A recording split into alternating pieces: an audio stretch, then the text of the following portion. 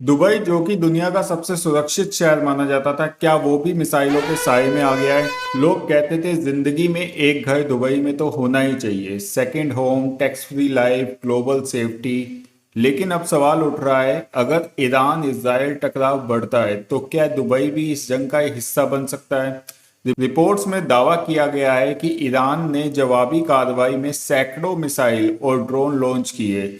Dubai का air defence system मजबूत है, कई हमले हवा में ही नष्ट कर दिए गए। लेकिन असली खतरा मिसाइल नहीं था, असली खतरा था हवा में नष्ट हुई मिसाइलों का मलबा। जब आसमान से भारी टुकड़े शहर के ऊपर गिरते हैं तो डर पैदा होता है। पाम जुमेरा जैसी वीवीआईपी इलाकों में मलबे की खबर आई है। एयरपोर्ट के पास भी गिरा मलबा मिला है, रनवे प्रभावित हुआ है।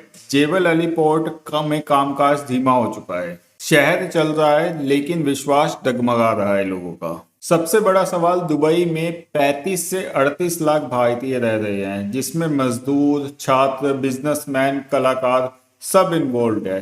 लेबर कैंपस में डर का माहौल है, कई प्रोजेक्ट्स रुक गए हैं, लोग राशन जमा करने लगे हैं।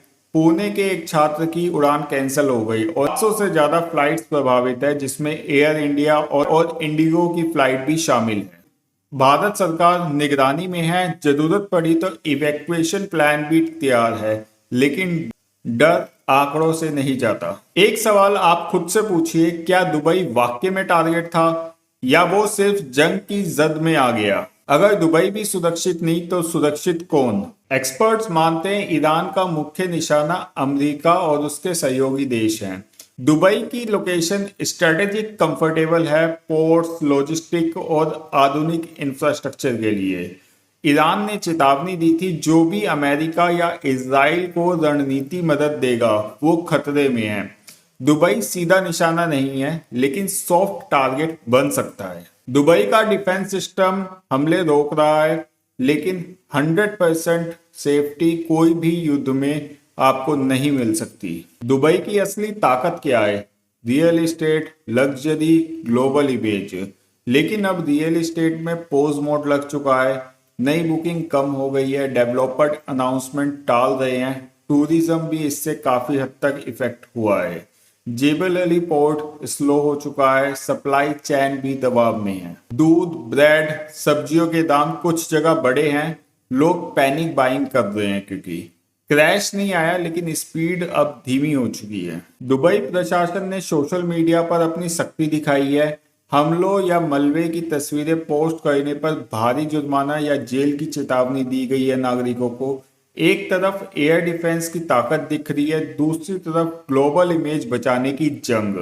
दुबई सिर्फ मिसाइल से नहीं लड़ रहा, वो अपनी ब्रांड वैल्यू बचाने के लिए भी लड़ रहा है। क्या दुबई फिर से वही चमक हासिल कर पाएगा या सुपर पावर की जंग में अपनी इमेज खो देगा? सेकंड होम का सपना अब वेट एंड वॉच बन जाएगा।